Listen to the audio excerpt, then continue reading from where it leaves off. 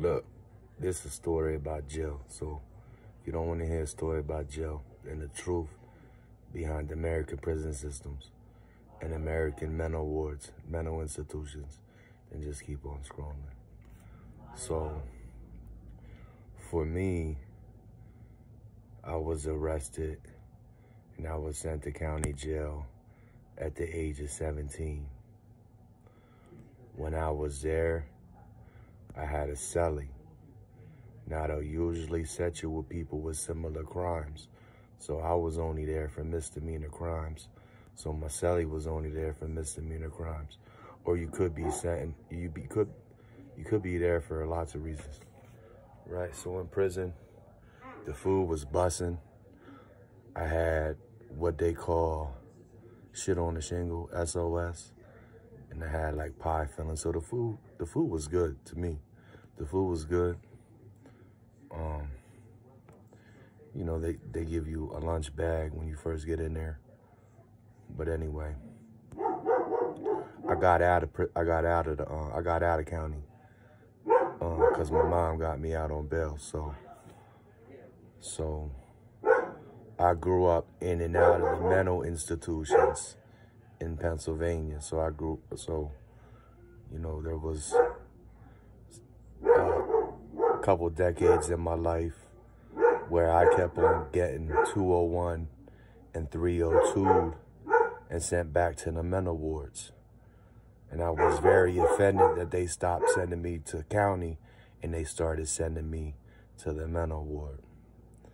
So the mental ward's a little better because it got women and men and certain laws you have to follow. But in the mental ward, they treated me real good. They got me on medicines. They helped me get housing. They helped me get my food stamps. They helped me get on my feet. The food was really, really good in the mental institutions. You know, but they want you to take your medicines. They want you in your groups. But anyway, one day I'm sitting locked up. I'm in there on a 201, 302.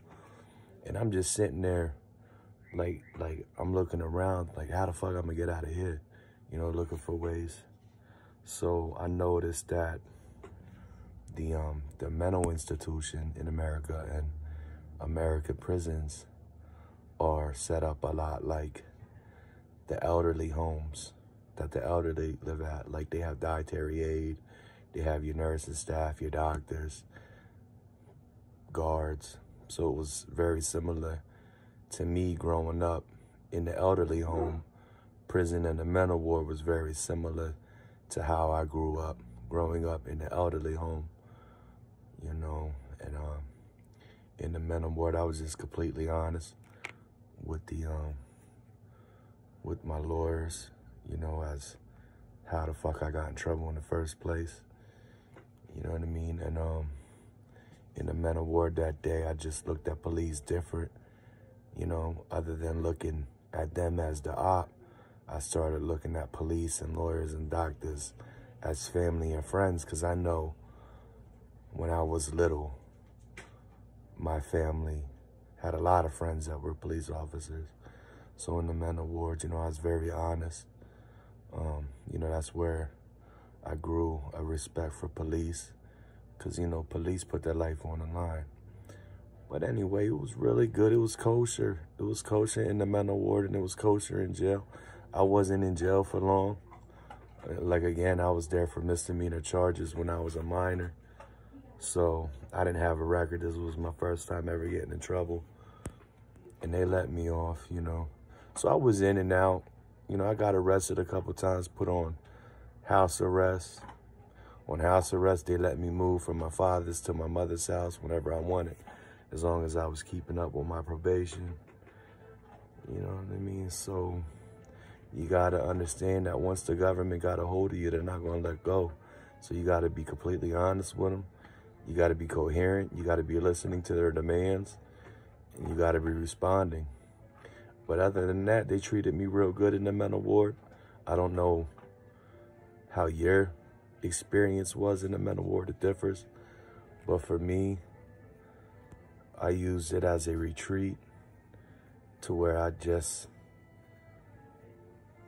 learned what they wanted me to learn, and that's how to properly live in today's society by following today's society's rules. So, you know, if you give PD trouble, they're military men, man. No, they'll put knees in the side of you, you know, so don't struggle.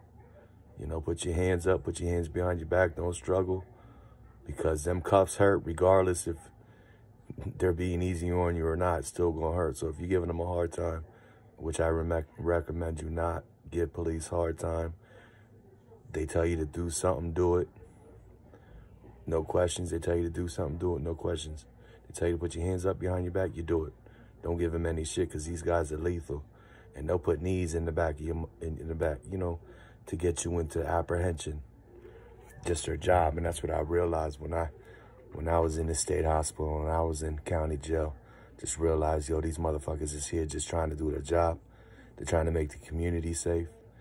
But in the mental institution and in prison, I learned a respect for police. I learned that it's a lot similar to the elderly homes. I don't know if you've ever been in an elderly home. They have dietary aid. They have nursing staff, doctors, physicians, whatever you need, they got. So that's what I got. They treated me real good in prison. They made sure I was fed. Asked me if I wanted to get my high school diploma because I was so young. I declined that because I wasn't into that at the time. It wasn't that important.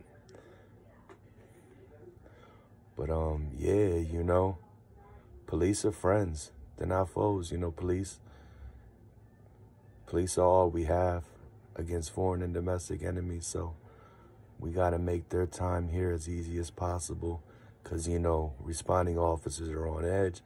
They can't tell if you're dangerous or not. So, you know,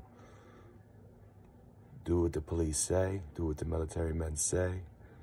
That way they feel comfortable around you. That way nobody gets hurt. But I love police. I respect what they do. They should get paid more.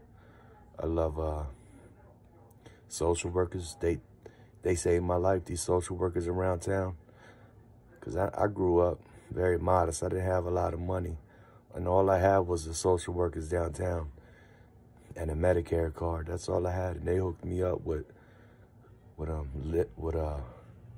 living arrangement based on income. And they got me into a doctor. And I see my doctor for my schizophrenia every quarterly year, every 3 months. And, you know, police are friends. So I don't want to hear I don't want to hear anybody who look like me talk bad about them. Because you talk bad about them, you talk bad about me. But I love everybody. All right.